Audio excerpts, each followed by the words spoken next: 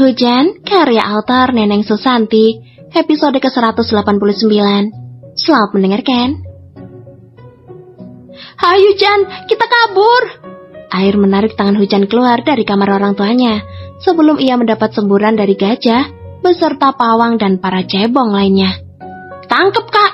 Tita Reza pada Bumi, yang sebenarnya masih terkejut. Hah? Iya pak! Si sulung yang sedang berlari lebih dulu sempat bersembunyi di dekat lift karena ia tahu pasti akan dikejar oleh adik atau abangnya, seperti yang sudah terjadi padanya. Kenapa sih kak? Tanya Hujan saat tubuh langsingnya dirapatkan di tembok.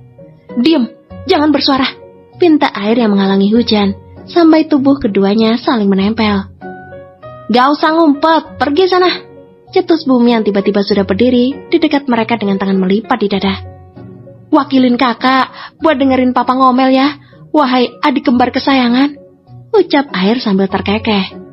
Tatapan datar dan santai Bumi malah membuat bulu halus Hujan meremang seketika. Yuk, ajak air lagi. Kemana? Jalan-jalan, lapar butuh makan, biar jadi tenaga nanti semangat nengokin bayi. Jawabnya kembali merangkul bagi Hujan setelah Bumi lebih dulu pergi.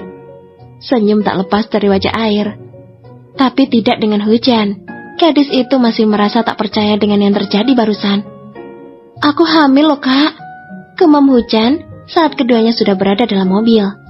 Iya, hasil kerja kerasku 2 tahun, puasa 2 tahun, dan bonus beberapa bulan akhirnya jadi bayi, jawab air yang menatap lekat sang istri yang menunduk. Kenapa? Bukannya kamu mau punya anak? Tanya air sambil mengangkat wajah Hujan. Iya, tapi masih belum percaya aja secepat ini. Air membawa tubuh Hujan ke dalam dekapannya. Ia ciumi pucuk kepala sang istri berkali-kali untuk menenangkan. Kalau kamu gak ngejaga, mungkin anak kita udah 2. Ujarnya sambil tergelak jika mengingat ia harus pura-pura bodoh saat meminta haknya. Masih nyindir aja, nyebelin. Ucap Hujan yang sering merasa malu sendiri. Tapi ia melakukan itu tentu ada alasannya. Rezekinya baru dikasih sekarang, yang penting kalian sehat. Hujan hanya mengangguk dalam dekapan suaminya. Air menarik tangan Hujan untuk sama-sama menyentuh perut yang masih rata. Namun siapa sangka, kini ada kehidupan baru dalam sana. Jadi menantu kami hamil? Tanya Melisa. Wanita cantik yang kini masih syok itu selalu menyebut status Hujan di depan semua orang. Ia ingin Hujan merasa diakui dan dihargai dalam keluarga Rardian, tanpa hanya menyebutkan namanya saja. Iya nyonya, nona muda positif mengandung, jawab sang dokter, sambil menunjukkan alat tes kehamilan yang tadi diberikan Hujan. Lalu suami saya? Melisa melirik ke arah Reza yang sedang memijit pelipisnya sendiri. Tuan besar kemungkinan sedang mengalami morning sickness atas kehamilan nona muda. Kok bisa? Dulu saat saya hamil si kembar, memang suaminya saya mengalami sindrom COVID atau kehamilan simpatik. Tapi ini kan... Melisa yang nampak bingung tak lagi bisa berkata-kata.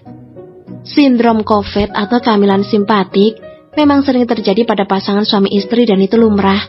Tak jarang juga bisa dirasakan oleh ibu dan anak lainnya. Tergantung pada siapa ikatan kuat itu terjalin. Dan tak ada masalah jika masih dirasakan oleh orang-orang terdekat termasuk keluarga inti. Jelas dokter yang sebenarnya ingin tertawa karena keunikan keluarga Rardian. Baiklah kalau begitu, saya sudah tuliskan resep untuk diminum tahun besar meski hanya mengurangi rasa mual saja. Karena morning sickness akan hilang di trimester kedua kehamilan. Dokter yang pamit pulang pun diantar oleh Langit, sedangkan Melisa dan Cahaya mendekat ke arah Reza. Sabar ya mas, ucap Melisa sambil mencium kening suaminya. Ia ingat lagi betapa tersiksanya Reza saat ia hamil, dan setelah puluhan tahun kini Reza merasakan lagi. Kenapa aku, Ra? Mereka yang bikin loh, protes Reza yang kesal. Hujan hamil saat kita mau pergi, kalau dia sendirian di sini, kalau ada apa-apa gimana? Calon cucumu mau minta kita jagain mamanya, mas. Reza hanya membuang napas kasar. Jauh dalam relung hatinya, tentu ia bahagia dengan kabar kehamilan menantu kesayangannya itu. Tapi ia hanya merasa autor sedang tak adil padanya. Pintu terbuka, dan kini Bumi yang datang. Langkah pelannya menghampiri kedua orang tua dan adik bungsunya di ranjang. "Ketangkep nggak tuh cebong?" tanya Reza pada si tengah. "Enggak, Pak, jawab Bumi." "Terus kakak kemana sekarang?" kini sang mama yang bertanya. "Puncak." Episode ke-190. Selamat mendengarkan. "Kita mau kemana?" tanya Hujan setelah Air melepas ciumannya dalam mobil.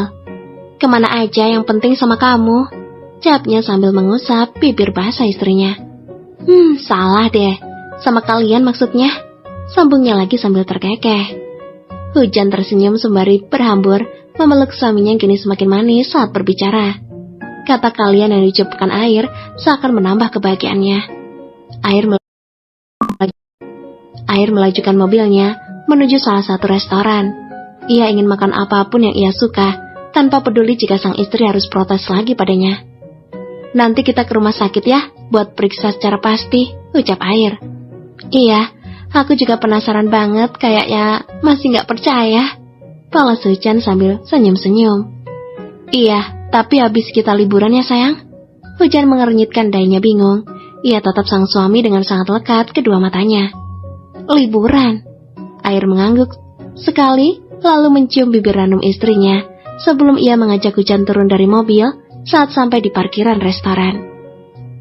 Segala macam makanan sudah tersedia di atas meja, siap dinikmati oleh calon ayah yang mendadak menjadi rakus dan pemakan segalanya itu, mirip papanya saat ia dalam perut puluhan tahun silam. "Yakin cuma pesan segini?" ledek Hujan pada suaminya. "Enggak, masih banyak." Air terkekeh saat melihat Hujan memberikan ekspresi terkejutnya. "Biar kuat pas nengok bayi," fisik Air sebelum ia menyiapkan makanan ke dalam mulutnya. Hujan yang melihat Air begitu lahap menyantap makannya hanya bisa mengusap perutnya sendiri yang terasa kencang. Padahal ia hanya makan satu mangkok sup daging bening seperti biasanya. Perubahan sikapnya saat melihat cabai kini tak sehisteris dulu, cukup menghindar dan pura-pura tak melihat. Maka itu sudah lebih baik dibanding ia membuat Air kewalahan dengan mengikuti selera makannya serba dingin tanpa rasa pedas sama sekali. "Mau nambah nggak?" tawar Air saat melihat isi mangkok istrinya telah habis. "Enggak, ini udah cukup."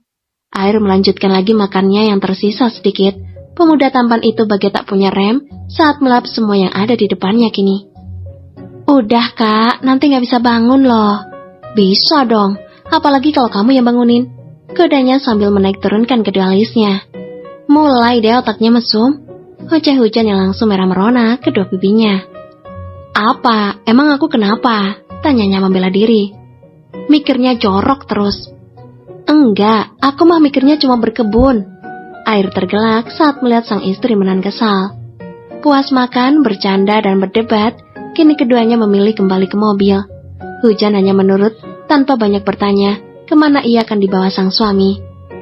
"Aku tidur ya kak," ucap Hujan saat mendapatkan posisi nyamannya. Ia kini merasa mudah lelah setiap habis melakukan apapun, meski itu hanya menghabiskan makanan. Iya, kamu tidur ya. Sini cium dulu." Hujan langsung mendekatkan wajahnya. Ia cium kedua pipi Air secara bergantian, membuat pemuda itu melayang bahagia. "Aku mencintaimu." Air menjalankan mobilnya dengan kecepatan sedang menuju tempat yang lumayan jauh dari ibu kota. Ia yang sudah meminta izin pada sekretarisnya untuk tak ke kantor dalam waktu 3 hari ini, tentu akan merasa senang tanpa beban saat berlibur nanti. Mobil berhenti tepat di depan gerbang kayu tinggi yang di dalamnya terdapat villa mewah milik keluarganya yang jarang didatangi, namun masih diurus dengan sangat baik. Ia menekan klakson mobilnya pelan karena tak ingin Hujan terlonjak karena kaget. "Selamat sore Tuan Muda," sapa satpam penjaga villa. "Sore juga Pak, tolong buka pintu, saya mau masuk," tita Air dengan sopan dan ramah. "Maaf, Tuan Muda tidak diizinkan masuk oleh Tuan Besar,"